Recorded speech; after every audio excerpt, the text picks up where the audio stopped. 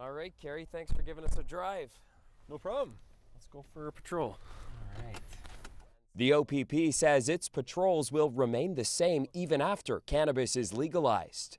We are out looking for those high-risk drivers every single day, and this is no change in our priorities. And an impaired driver by alcohol or drugs very often looks the same. Okay, got it. But there are key differences officers are trained to spot. Well, do you know what? Just going down the highways, looking for those vehicles that are just a little bit out of the ordinary. You see vehicles maybe going a little slower than the pack of traffic, maybe inconsistent, just not really aware of what's maybe happening around them. And sometimes they even catch themselves.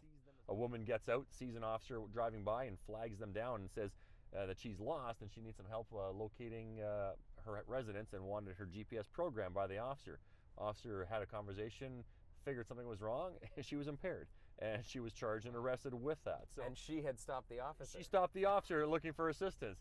If you're pulled over because of suspicion of driving stoned, right now you'll get a roadside sobriety test. There is a federally approved saliva test for cannabis, but none of the GTA police forces are using it.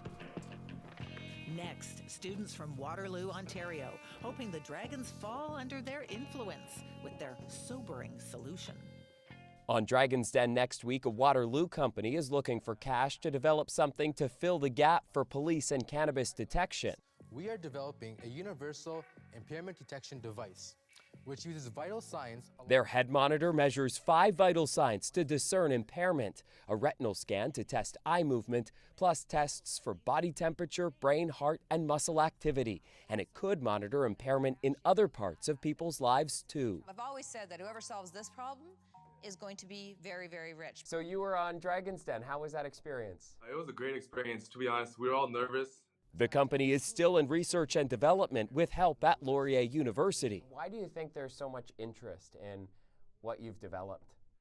People are kind of struggling and kind of thinking, how are they going to regulate impairment?